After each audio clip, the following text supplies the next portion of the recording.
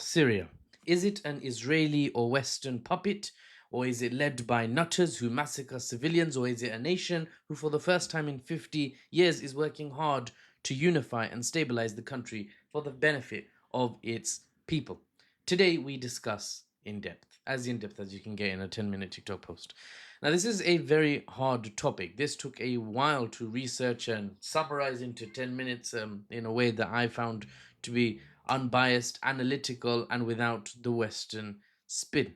So I just want to point that out. It's an important topic, so please bear with me, even if it takes a while to get the point across.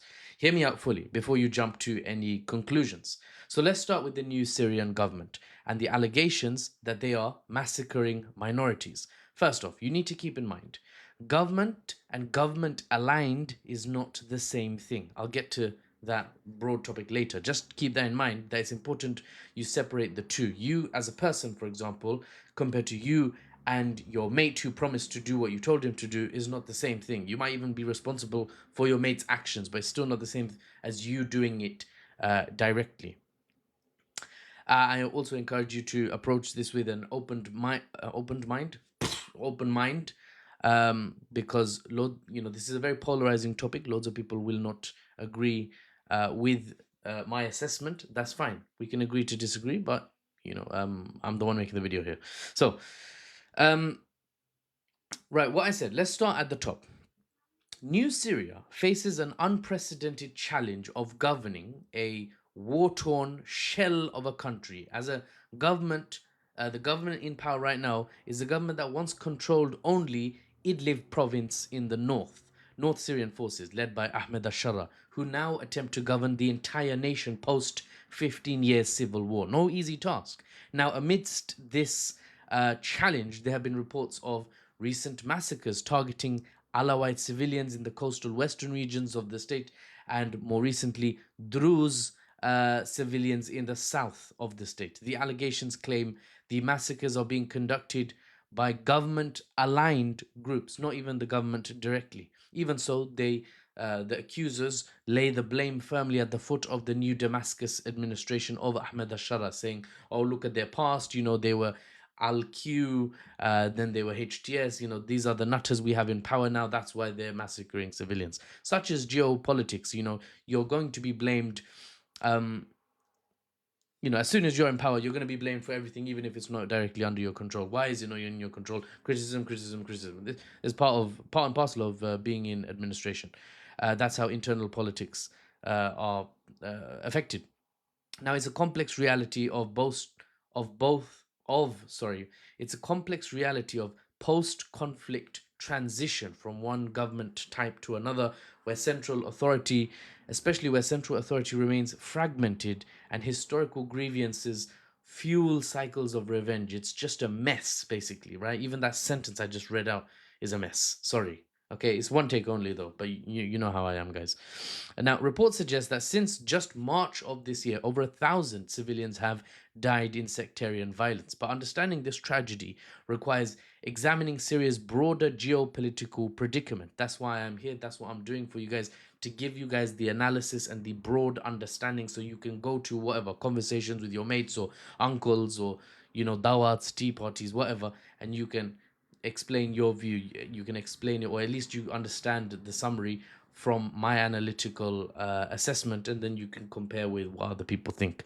The new Syrian government, led by former Idlib administrators, inherited a patchwork of militia of varying degrees of loyalty under varying degrees of state control. So it's just there were loads of militia fragmented throughout the largely three fragment Syrian civil war. The Assad government in the south, the North Syrian forces in the north, and the Kurdish forces in the east. Amongst this whole territory, it was a wild west, right?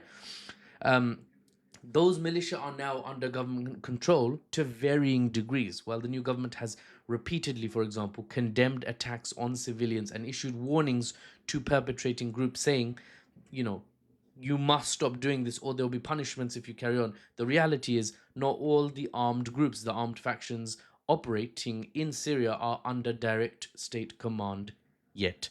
The state has even made a call for disarming of militias and unification under the Ministry of Defense of all Syrian soldiers. It's a unified body acting like a state, like any other stable state. I made many videos on that when Ahmed al-Shara's government was making that call for unification and stability for the prosperity of all Syrians, whatever ethnicity or religion you follow.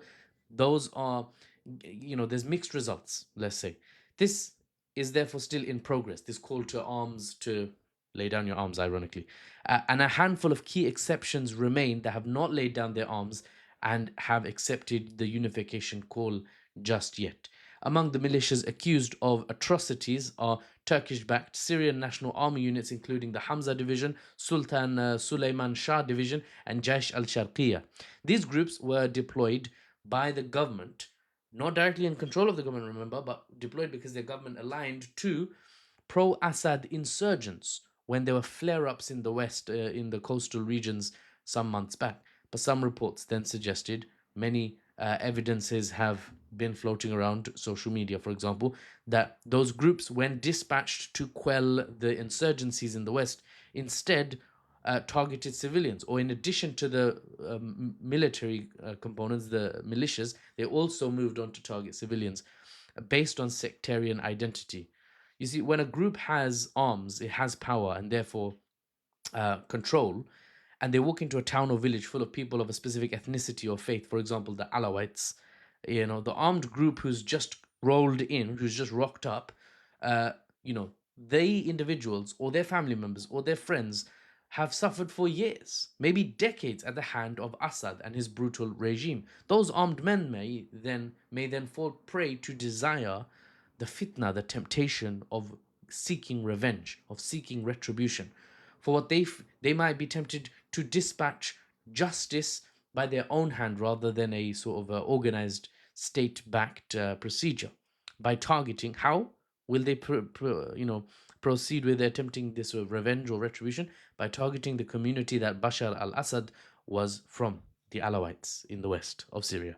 But violence, mind you, I'm explaining what might happen analytically, but I'm not condoning it. I'm not giving it a free pass. Violence in such a situation won't bring back lost loved ones, won't fix your psychological or physical scars, and in fact will continue only the cycle of violence. It will come back round at some point. There must be a break.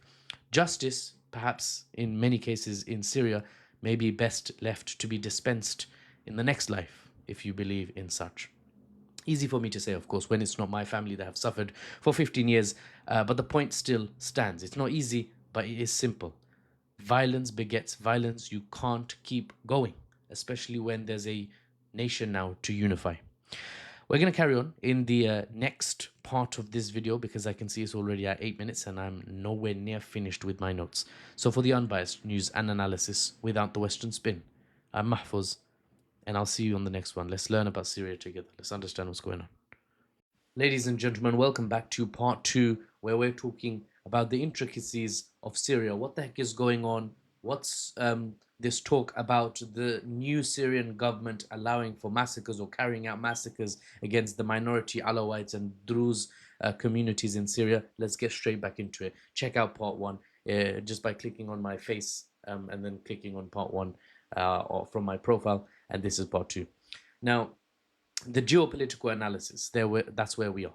The government's challenge, the new Syrian government's challenge, is immense. Transforming from a provincial administration that ruled a small segment of North Syria to becoming the national authority, while at the same time preventing the country from sliding back into chaos or further into chaos due to militias that are still roaming the land like it's, every man for himself, and it's the Wild West or the jungle or the desert, law of the desert, I suppose. It sounds like Mission Impossible, and there's no Tom Cruise in sight. Maybe a Tawfiq al-Cruzi or some Arab weird variant. Officials have established investigate. All my jokes don't succeed, by the way. Yes, some fall flat. Sorry. Now, officials have established investigation committees, the new Syrian government, and they've imposed penalties and threatened to impose further penalties for units that violate the orders not to harm minorities, demonstrating the new Syrian state's commitment to accountability. Do not harm civilians of any ethnicity or any religion. they call. Do not sow disunity, they call. Now is not the time. We need to unite and stabilize this country of ours, they call. We will not let them who treated us unspeakably, Bashar al Assad's government, we won't let them be our teachers and our role models. We can do better. But some do not heed that call or fall prey to temptation, the fitna, the temptation of seeking justice, retribution, revenge, when it's the gun that's in your hand and the ethnicity, at least, of your oppressor is the one that's defenseless or powerless now, right? That's when hatred can take over. When central control is incomplete and some militias on the fringes have the ability to do what they want, revenge becomes inevitable. Not even for better or worse. For worse, revenge becomes inevitable because this is civilians we're talking about. We cannot support harm against any civilians. There's no justifying it. No justifying it. There's explanation and analysis that can give us a better idea of why it's happening in certain parts of the world. In this case, why it's happening in Syria, to what extent, so that we understand, okay, so then how do we fix it? What's the direction the Syrian government's likely to take? If they don't go in that direction, we can sort of call them up and say, or call them out and say, look, you're not taking the steps necessary, right? Better to understand than be blindly by partisan. And if it's civilians that are being taken out of the quote enemy side, it's okay. That's not how you can operate. That's not analytical. That is not the correct way to look at things.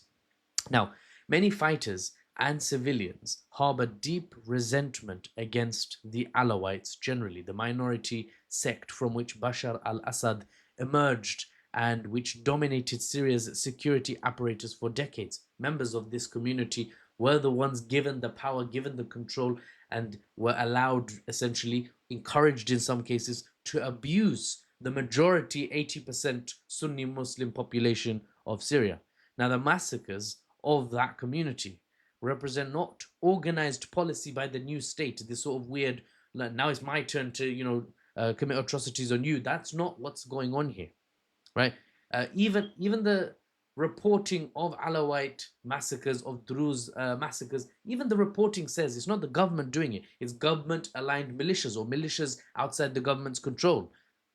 Militias that the government says they will be punished because they're not doing what we're asking for. We're asking for stability and they're going off on mad ones, right?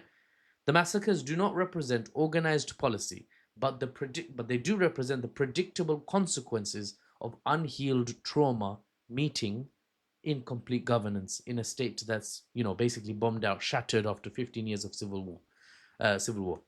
Survivors remember systematic oppression under Assad, mass killings under Assad, Sijin Sednaya, the most dreaded, infamous torture prison under Assad.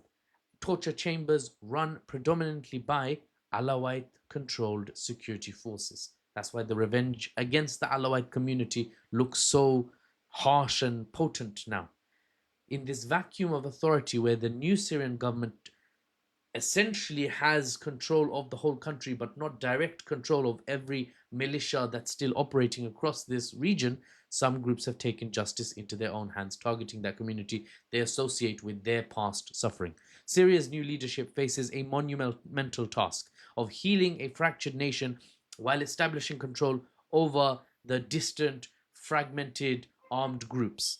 Their public statements at the Syrian government level consistently oppose civilian targeting, but transforming militia allegiance and building functional state institutions is not like an overnight thing. It's not even a 6-month thing, which is how long they've had so far.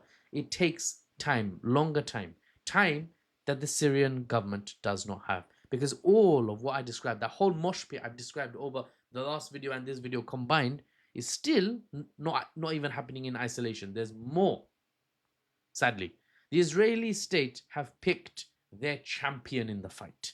They back the Druze in the south. And as I record this video right now, evidence widespread and reported from reputable news outlets confirm this. Israel is arming and helping with the Israeli military directly in some cases. The Israeli Air Force in some cases, they are assisting the Druze in South Syria. Why? Limada? Because a unified and stable Syria is not good for Israel, guys. So using the Druze as their chaos engine, their proxy, arming and aiding them to keep Syria destabilized is perfect. It's so cost effective for the Israeli state to keep this northern neighbor bowed down, to keep them unable to stand up fully. Syria has a population of around 20 million. That's already double Israel's. If this country is allowed to take off and allowed to align with Turkey and economically starts prospering from Western ties, and they see, oh look, Israel sees that, oh, America's lifting sanctions, the UK's lifted sanctions, Germany's lifted sanctions, EU's lifted sanctions, bruv. These guys are going to take off. Better destabilize them now before it's too late, because they'll hate my guts too. Because I'm out here carrying out a genocide in Gaza, right? So the real suckers, the people being punked, yeah, those who believe the Israeli hasbara, the state refined propaganda, that Israel is there in South Syria because they actually care about the minority Druze in Syria. No, the Druze in Syria are Israel's wedge, guys. A wedge. I'm not even taking sides, I'm giving you the analysis. Loads of Israelis will be like, damn straight, Mahfouz is right, they are our wedge. Like, because it's a fact. Geopolitical analysis shows it's a complete fact. It's a geostrategical tool that Israel is using the Druze in Syria as a wedge to shove into the wound of the Syrian state that has not had the time to heal and close that wound up. So it just stuck it in there, leaving it to fester, unable to close up that wound and recover, and the scar eventually fades. Israel doesn't want that. And that's why they're still kicking about, messing about in Syria, as well as, of course, Lebanon, occasionally Iran, of course, in historic Palestine, targeting Yemen as well. I should end the video now, otherwise I'll keep going. See you on the next one.